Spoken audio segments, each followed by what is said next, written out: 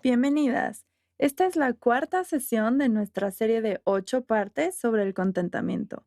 Hoy vamos a pasar de hablar de contentamiento a mirar al enemigo de nuestro contentamiento. Así que vamos a observar de cerca el pecado de la codicia.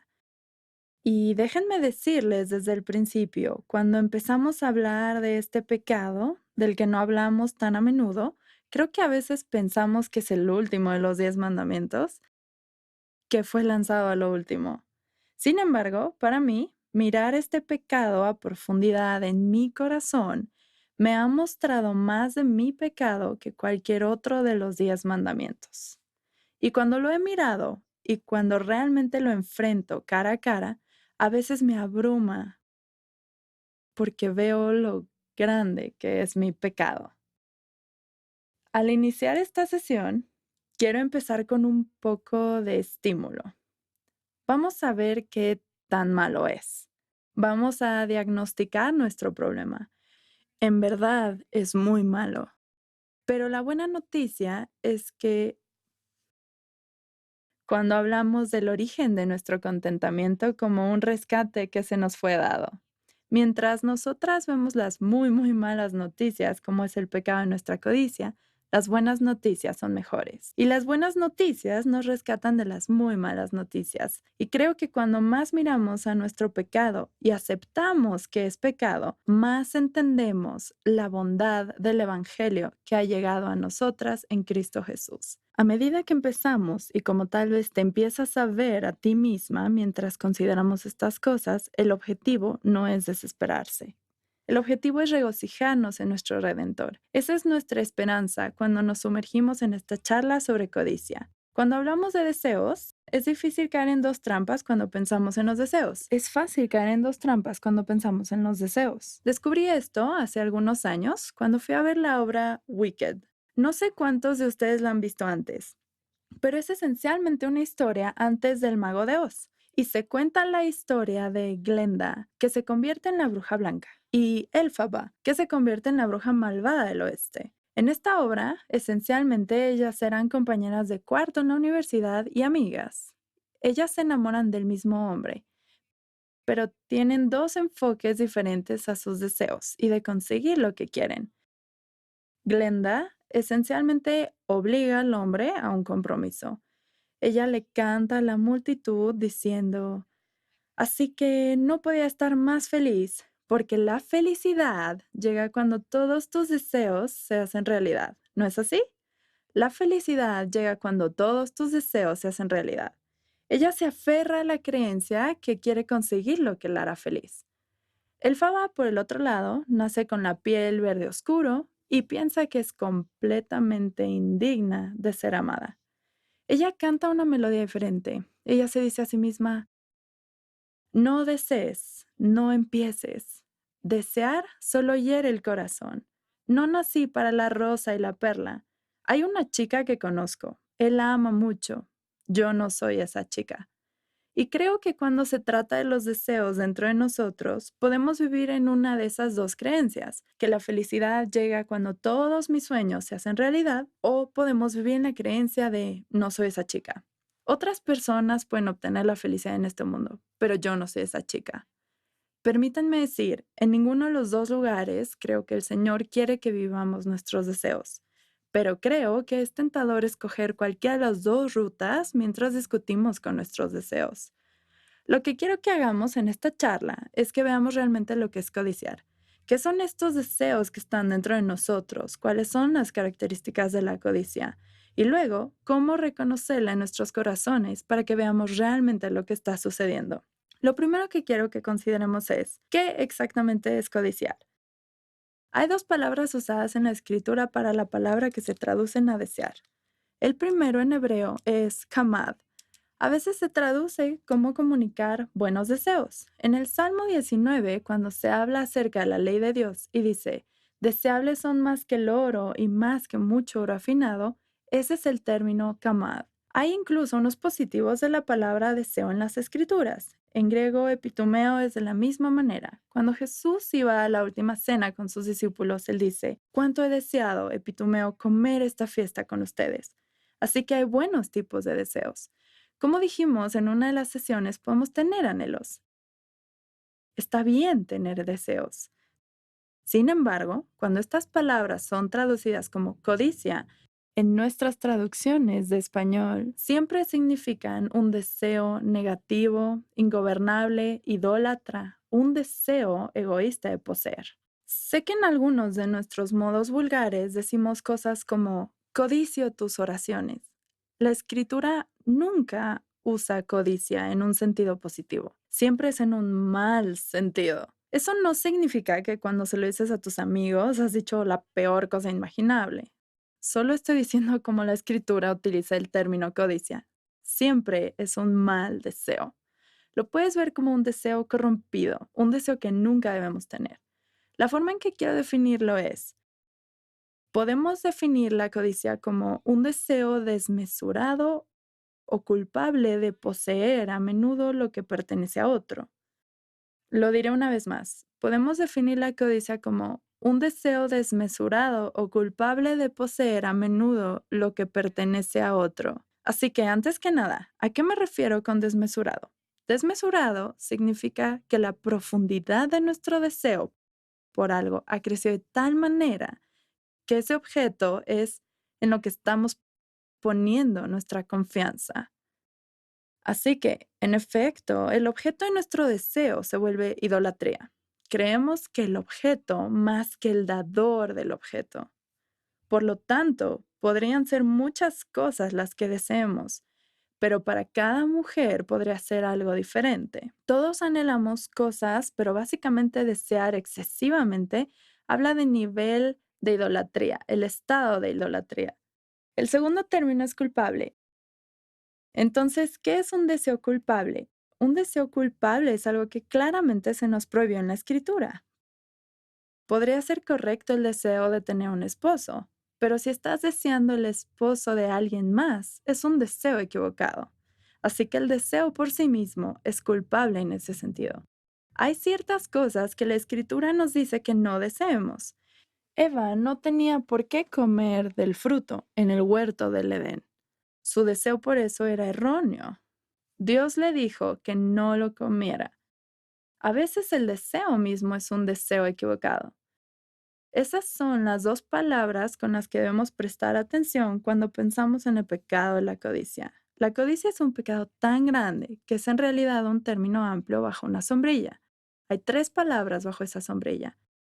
Está la envidia, particularmente la envidia en este tipo de codicia es hacia tu prójimo. Y la mayoría de los casos tienen que ver con lo que se posee. Envidiamos lo que se tiene. La lujuria es a menudo un tipo de codicia sexual.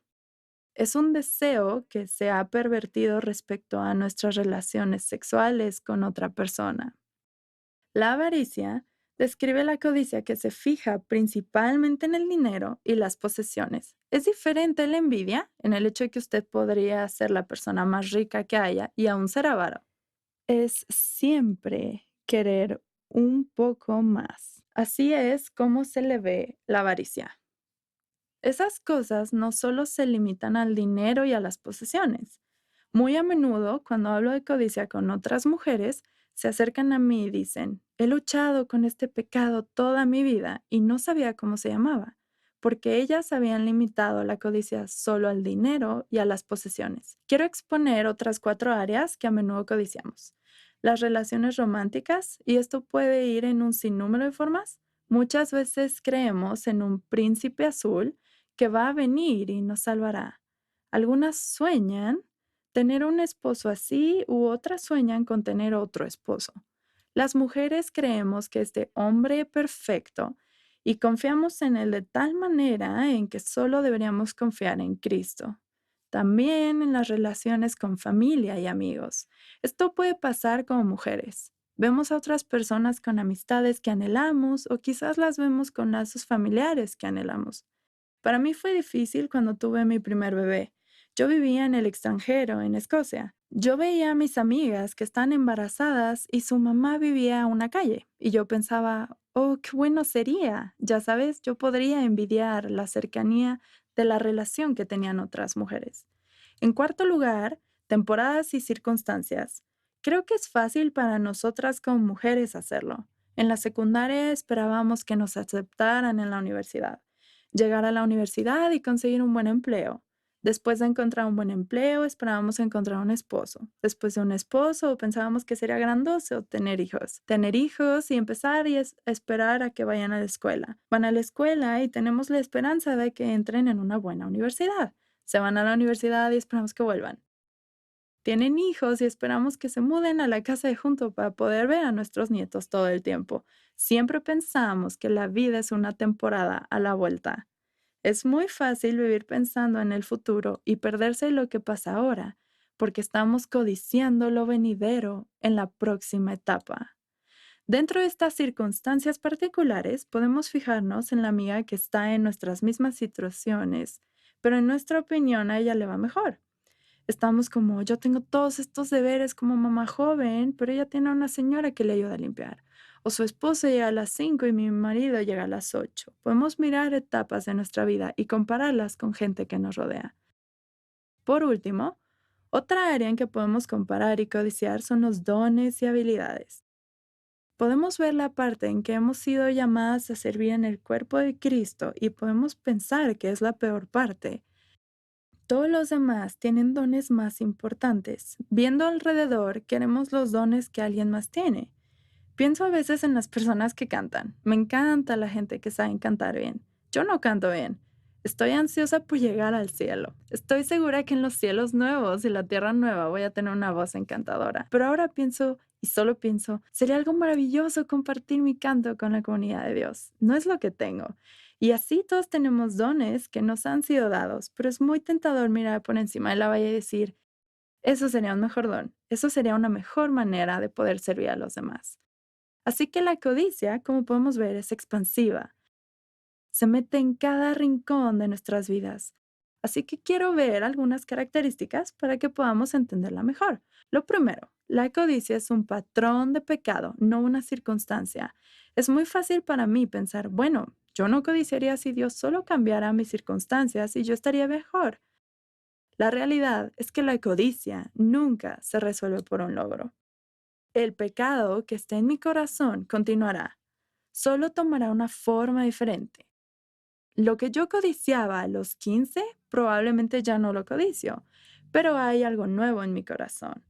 Cuando dijo Juan Calvino, nuestros corazones son fábricas de ídolos, siempre están deseando algo nuevo, y esa es la verdad. No va a desaparecer solo por conseguir lo que queremos. Vamos a encontrar algo más que desear de una manera equivocada. En segundo lugar, está marcada por comparación y derecho. Así que si quieres saber en dónde estoy luchando más en la codicia, deberías ir y ver en dónde tú comparas tu vida con la de otros. Aquí es normalmente el lugar donde nos damos cuenta de nuestros deseos codiciosos y no es solo una comparación neutral, porque ustedes sabemos que podemos comparar manzanas y naranjas. No es una comparación válida, es una comparación que está llena de derechos. Mirar por encima de la valla de nuestro vecino y decir, Dios ha sido bueno con ella en buena manera y debe ser bueno conmigo de la misma manera. El 10.º mandamiento nos advierte de esto. Esto es lo que dice en Deuteronomio 5. No codiciarás a la mujer de tu prójimo. No codiciarás la casa de tu prójimo, su campo, su sirviente, su sirvienta, su buey, su burro o cualquier cosa que sea de tu prójimo. Hay que darse cuenta que nuestro problema es tu prójimo. Es a quien puedes ver, normalmente la persona de al lado con quien te tiendes a comparar. Ahora, la realidad para nosotros y el mundo en que vivimos, incluyendo nuestro vecindario, se ha expandido. Podemos ver mucho más del mundo, por lo que nuestra visión se ha ampliado. Y yo diría que por eso nuestros deseos codiciosos probablemente se han ampliado. Hay una confesión que me encanta. Es la Confesión de Westminster y no sé si alguna de ustedes la ha leído o estudiado. Va a través de cada uno de los 10 mandamientos y en la parte hace dos preguntas. ¿Cuáles son los deberes requeridos en este mandamiento? ¿Cuáles son los pecados prohibidos? Cuando nos fijamos en el pecado de la codicia, así es como responde. ¿Cuáles son los pecados prohibidos en el 10.º mandamiento? Respuesta. El 10.º mandamiento prohíbe todo descontento de nuestra propia condición, la envidia o pesar del bien de nuestro prójimo, y todo deseo o aflicción desordenada hacia las cosas que son suyas. Quiero que veamos la palabra descontento. ¿Dónde en tu corazón estás luchando con el descontento? De alguna manera está relacionada con el pecado de la codicia. Siempre podemos reflexionar y probarnos diciendo, hay algo que estoy deseando erróneamente y que está fomentando descontento en mi corazón. Pero quiero que veamos cómo se relaciona con nuestro prójimo. Envidia, y no solo envidia, lamentando el bien a nuestro prójimo. Cuando lamentamos el bien de otra persona, eso nos demuestra que algo está mal en nuestros corazones. Cuando algo bueno le pasa a alguien en nuestras vidas y lo tomamos como una ofensa, hay un problema brotando en nuestros corazones. Así que el descontento no es un pecado pequeño entre Dios y yo. Va a impactar mi relación con los demás. Siempre lo hará.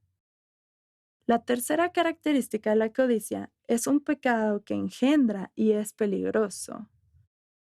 Thomas Watson llama a la codicia un pecado materno, porque da a luz a todos los demás pecados. De esto habla. El adulterio comienza primero con el deseo codicioso de la lujuria. El robo comienza con el deseo codicioso de la envidia. Nuestros deseos codiciosos nunca se quedan dentro, siempre salen de maneras en que a veces ni siquiera nos damos cuenta, pero salen. Santiago lo describe de esta manera. Cuando de su propia concupiscencia es atraído y seducido, entonces la concupiscencia, después que ha concebido, da a luz el pecado. Y el pecado, siendo consumado, da a luz la muerte. ¿Ves el peligro? Los deseos que están dentro de nosotros no se quedan ahí. Van a dar a luz y van a dar a luz muerte en nuestras vidas. Así que en la última parte de esta sección quiero hacer la pregunta, ¿cómo lo reconocemos? ¿Cómo sabemos si estamos anhelando algo bien o si este anhelo se ha vuelto codicioso? Creo que esto es algo difícil de discernir y permítanme decirles que no estamos siempre claramente en una categoría o la otra. Es una batalla y algunos días estamos anhelando bien y otros codiciando. Me gusta describirlo como dos jarras de leche en el congelador. Cuando nos fijamos en ellas, ambas se ven frescas, pero empezamos a verter una y vemos los grumos y olerla y sabemos que está amarga. Voy a darles 4 maneras de localizar un deseo echado a perder. Estos son los grumos de nuestra jarra, por así decirlo. Primero, el objeto de nuestro deseo es incorrecto. Si estamos deseando algo prohibido en la escritura, entonces tenemos un deseo pecaminoso. El mejor ejemplo de esto es Seba. Ella vio ese árbol. Ella quería el fruto del árbol que estaba prohibido. Ella deseó. Su deseo por ese fruto estaba mal. Así que como el objeto está prohibido por la palabra de Dios, fue claramente codicioso. En segundo lugar, si los medios con los que vamos a obtener una buena cosa son erróneos, hemos caído en el pecado de la codicia. Así que hay buenos deseos, por ejemplo, Sara en la escritura, ella anhelaba un bebé. Fue un buen deseo. Era un deseo que Dios había prometido cumplir. Pero ella empleó medios equivocados para satisfacer ese deseo. Ella le dio su sierva, Agar, a su marido para tener un hijo de esa manera. Sabemos cómo va la historia. No termina bien. Agar termina odiando a Sara, Sara termina abusando de Agar y Agar es enviada lejos. No funcionó. Sara trató de cumplir la promesa de Dios para sí misma en sus propias fuerzas en lugar de esperar que Dios haga lo que él había prometido. Sus medios para llegar a un buen final estuvieron mal y esencialmente eso fue codiciar. En tercer lugar, el motivo por nuestro deseo está mal. Y esto nos lleva a todos de nuevo a recordar la secundaria. Cuando mirábamos por encima de la valla y veíamos a ciertas personas teniendo ciertas cosas, y eso era lo que provocaba el deseo en nosotros. Puede que ni siquiera haya sido algo que nos importaba, pero solo porque alguien más lo tenía, automáticamente lo queríamos. Los israelitas fueron así en las escrituras. Miraron por encima de la valla a las naciones que tenían un rey y le dijeron a Samuel, danos un rey tal como las otras naciones lo tienen. Dios iba a darles un rey. Había prometido darles uno, pero lo exigieron. Y Samuel les dijo exactamente lo que pasaría. No saldría bien para ellos. Ese rey vendría y se llevaría a sus hijos, sus tierras, sus cultivos y todas esas cosas. Pero todavía lo querían porque veían a todas las otras naciones tenerlo. Cuando nuestro deseo se encadena solo por comparación, realmente tenemos que comprobar y ver, ¿eso es realmente un anhelo en mi corazón? ¿O es algo que creo que merezco porque todos los que me rodean lo tienen?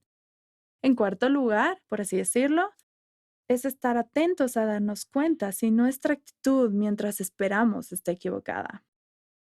Tengo que hacer pruebas de corazón para examinar mis deseos.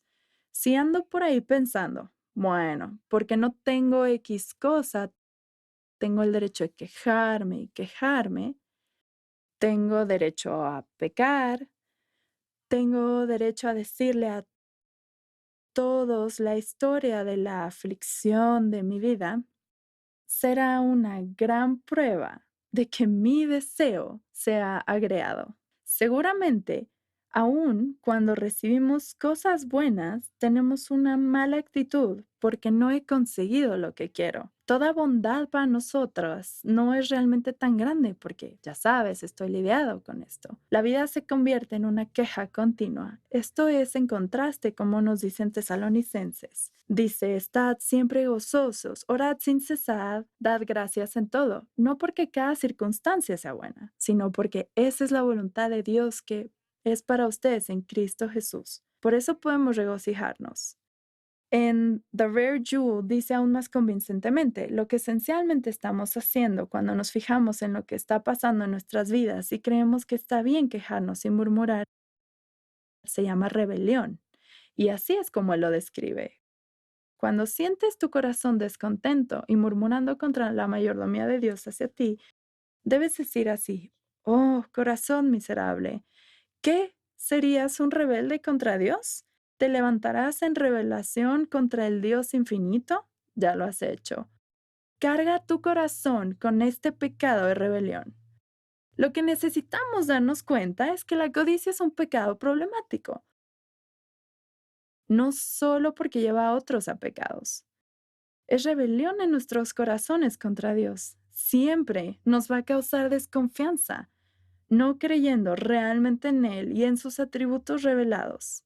Afectará nuestra relación con Dios, pero también afectará nuestra relación con los demás, porque vamos a empezar a ver a todos los demás como una vara de medición para el amor de Dios. Déjenme decir, es difícil amar a tu prójimo como a ti mismo cuando estás constantemente comparando tu vida con la suya. Si crees que Dios los ha amado más, nunca amarás a tu prójimo como se debe. Y eso es lo que la codicia hace en nuestras vidas.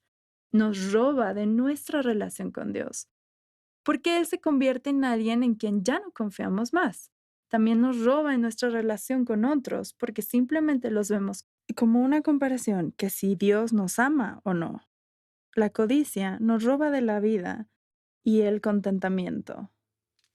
En nuestra próxima sesión veremos qué está en el corazón, qué está sucediendo en mi corazón que hace que estos deseos se agríen. Eso haremos la próxima vez que nos reunamos.